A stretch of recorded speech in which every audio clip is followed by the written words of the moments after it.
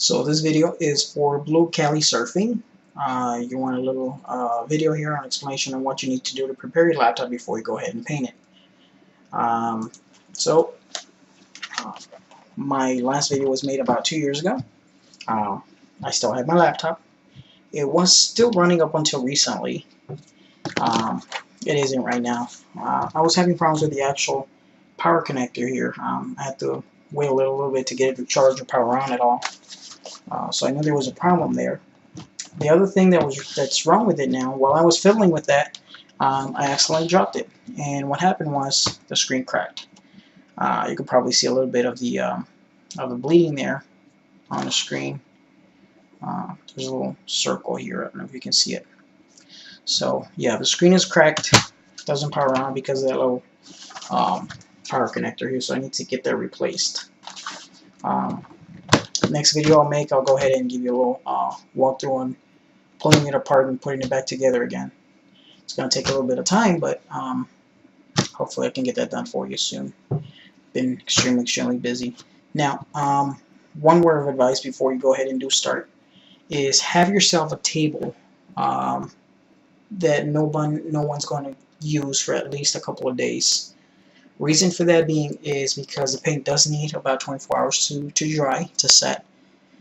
You may need 2 or 3 coats of red. It depends on how dark you want it to look or how red you want it to look. Obviously, the more coats, the better. It will give you a better red. Then you need to think about the clear coat.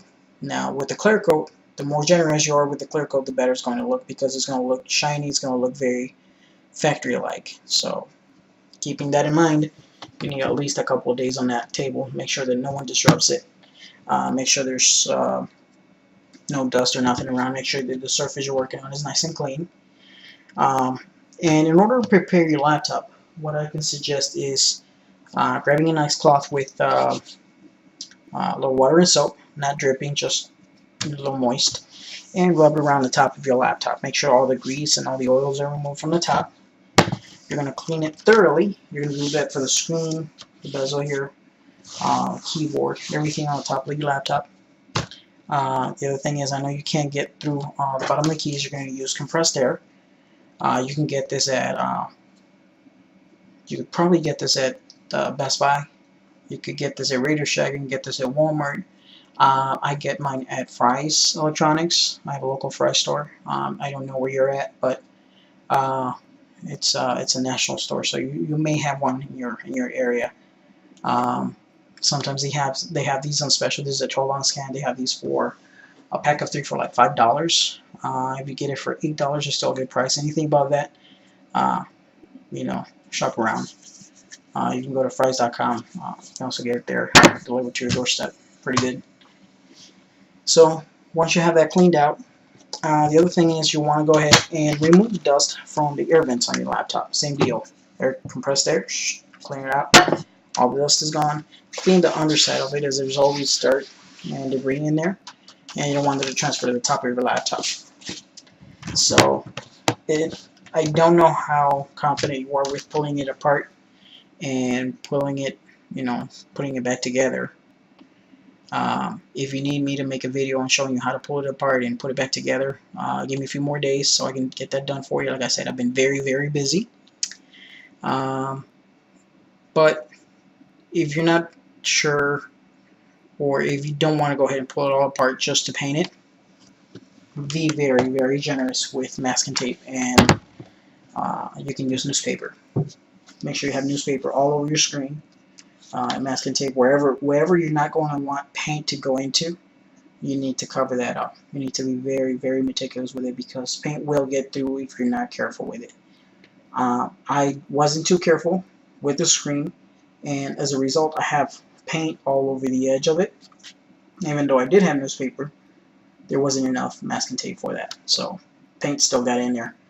You can't see it right now, but if I was able to turn it on with the screen on, you can actually see the paint.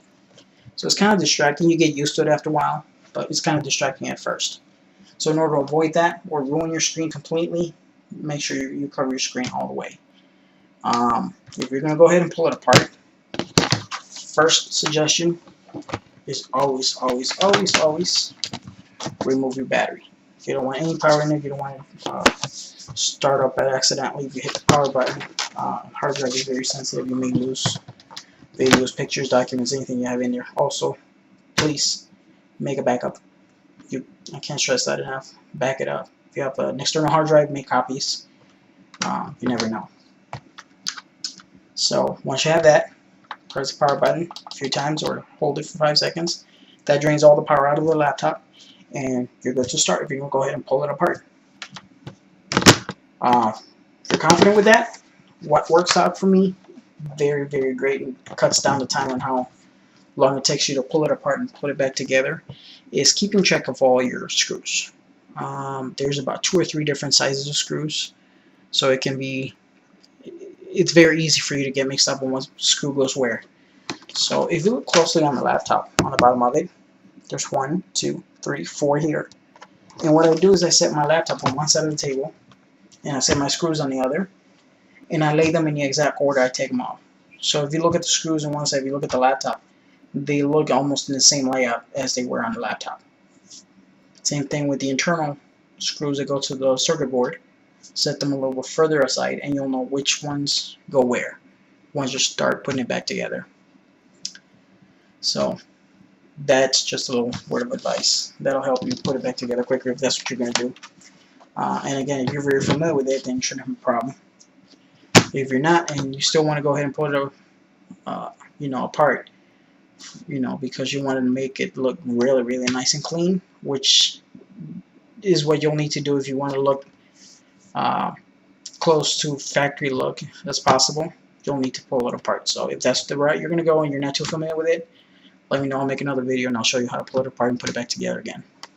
So once you have it cleaned out, you cleaned it all, all the top, everything, you can go ahead and start doing it all, pulling it all apart. Once you have it apart, you may want to take a second look, make sure it's nice and clean.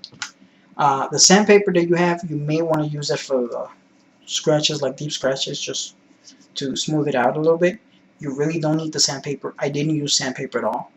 Reason for that is because the silver was very, very scratched, but it wasn't deep scratches. There was maybe 1 or 2 spots that really did have it, which is where I used it just to even it out, but otherwise I didn't sandpaper the whole laptop. I basically just spray painted over the silver. Reason I did that is because if you remove the silver, you're basically painting over black plastic, so it's going to look dark. Let me go ahead and open this up. You can see the color difference here. You can see the red here. This is the palm rest, and this is over silver, the original silver color of the laptop.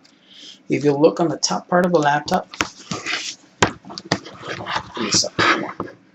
this part right here, this was not silver. This was just black like the rest of the laptop. And in here I put about 6 coats of red for it to look like this. But I don't know if you can see it, you probably can't. But it looks a little bit darker up here than it does down here, especially on the light. Reason for that is that there's no silver. So it depends on how you want your laptop to look. Is how much you're gonna sandpaper your laptop. So if you want to look kind of like, it doesn't look very candy apple red, but it's close enough. Leaving the silver gives you that effect. Sanding all the silver off, it's gonna look like it's gonna give you a dark red. You're still gonna get the flakes. That's a given. You're gonna get the flakes, but you sandpaper a lot of that silver, it's gonna be a bit darker. Once you have the red on there, once you have the right tone of red that you desire, set it apart. You need to let it sit for 4 or 6 hours between coats, 2 to 4 hours maybe. You don't have to wait that long. If you need to apply a second or third, an hour, 2, 3 hours, depending on where you have your laptop. You'll start noticing how fast it dries or how slow it dries, and you'll know when you can apply the next one. With the clear coat, be very generous with it. The more the better. Gives you better shine. Looks much more factory like. So if you have any questions, send me a message. If you want to go ahead and have me do the video where I can show you to pull it apart and put it back together, I can do that also. Just give me a few more days, and I'll go ahead and make that video for you.